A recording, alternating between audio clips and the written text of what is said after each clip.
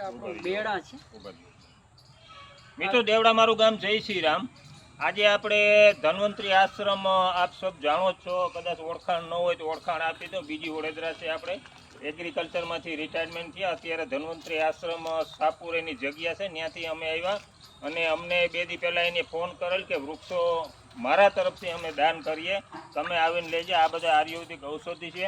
હવે જે કાંઈ ઔષધિના ઝાડવા આપણે લીધા છે, આપણે જે કાલે વૃક્ષારોપણનો કાર્યક્રમ રાખેલ છે હાટકેશ્વર મંદિર ત્રિવેણી સંગમ, એને ટૂંકમાં આપણે પરિચય ભૂરાભાઈને કહીએ કે ભૂરાભાઈ થોડો આ ઝાડવાનો પરિચય આપે, શું કામ આવે, શું ઉપયોગી છે, કયું ઝાડવું છે, આ કયું ઝાડવું છે? આ છે ને બેડા છે, કફ રોગો માટે ખૂબ કામની વસ્તુ છે બેડા। હા, અને ખાસ કરીને એનો ઠળિયો કાઢી નાખવાનો, વાવવામાં કામ આવે છે, અથવા તો જે આપણા વાળ સફેદ થતા હોય તો એમાં તેલ બનાવવાનું કામ આવે છે। ઠળિયો છે વાવવા, અથવા એટલે કફ અને વાળ માટે કેસ્ય છે, એના માટે બેડું છે।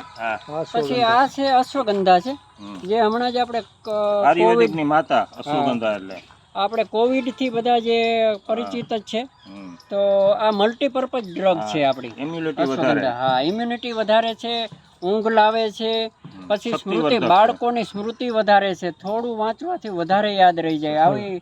અને આમાં ખાસ કરીને આના મૂળિયા વાપરવાના હોય છે, અને આના જે પાન છે એ વેઇટ લોસ માટે છે, એટલે કે વજન ઘટાડવા માટે, સ્થૂળતા દૂર કરવા માટે। આ છે પુત્રન જીવક છે, જે નવા કપલ મેરેજ કરે છે અને એમને ઘણા વર્ષો જે કંઈ ડેફિશિયન્સી હોય છે, સેક્સ્યુઅલ ડેફિશિયન્સી, સંતાન પ્રાપ્તિની, તો પણ આમાં એક વસ્તુ તમે વાવજો, પછી જો આમાં ફળ ન આવે ને તો તમારે બીજું વાવવું પડશે। જેવી રીતે પપૈયાના જે માતા અને મેલ ને ફિમેલ અલગ અલગ પ્લાન્ટ હોય છે, એવી રીતે પુત્રન જીવકમાં મેલ ને ફિમેલ અલગ અલગ હોય છે। જો આ મેલ હશે તો આમાં ફળ નહીં આવે, તો તમારે કામનું નહીં, પણ એટલે કાઢવું નહીં, વૃક્ષ તો ન કાઢવું વાવ્યા પછી, તો બીજું તમારે ફિમેલ વૃક્ષ લઈ જવું પડે। તો આની માળા બનાવવાથી 5% રિઝલ્ટ મળે છે, આના ફળની માળા બનાવવાથી સંતાન પ્રાપ્તિ થાય છે। પછી ન થાય તો એક તો પુત્રન જીવા બીજ હોય એની ઉપરની ગીરી, પછી એક શિવલિંગી વેલો આવે છે, શિવલિંગી, અને ત્રીજું બદામગીરી, 3 વસ્તુ ભેગી કરીને આયુર્વેદમાં પતંજલિની દવા બનાવે છે સંતાન પ્રાપ્તિ માટે। મોટા ભાગનાને જો વધારે તકલીફ હોય તો માળા સિવાય આ રીતે પણ પ્રયોગ કરી શકાય।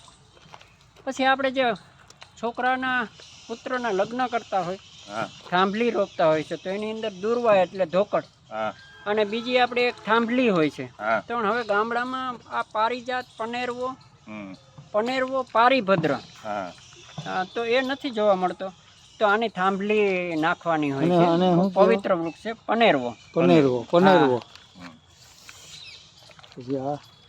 આ લસણ વેલ છે આપણી, લસણ વેલ છે, અને ખૂબ સુંદર ફૂલ આવે છે, શોભાનું વૃક્ષ, લસણ જેવું પાંદડામાં સુગંધ આવે, અને એકદમ આનું પાંદડું છે, તમે હથેળીમાં આમ ચીમોડો લસણ જેવી સુગંધ આવે છે।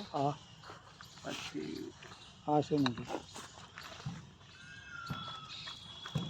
આ છે આપણું શિવલિંગી છે, કૈલાસપતિ છે, શિવલિંગી, કૈલાસપતિ, તોપ ગોળા, કેનન બોલ ટ્રી, એ બધા એના નામ છે। અને જે શિવલિંગી કૃષ્ણ ભગવાનને જે લઈ જતા હતા, તો એની ઉપર જે સહસ્ત્રનાગ હતા ને, એવું એમાં ફૂલ આવે છે, સહસ્ત્રના સુગંધ હોય છે। પછી સહસ્ત્રનાગની નીચે લિંગ હોય છે, લિંગ જેવું, અને એની ફરતે પેલી હોય થાળા જેવું, નાગલિંગમ પણ કહેવાય દક્ષિણ ભારતની અંદર।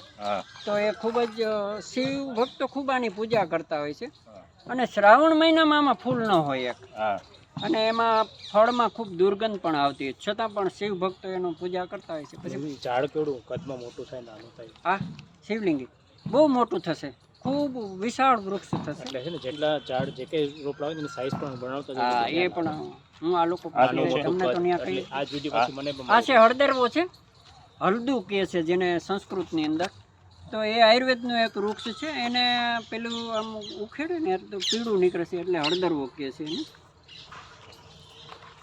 આપણો ગરમાળો છે, ત્રિદોષ નાશક છે, જે વાત, પિત્ત ને કફ ત્રણેયને સંતુલન કરે છે।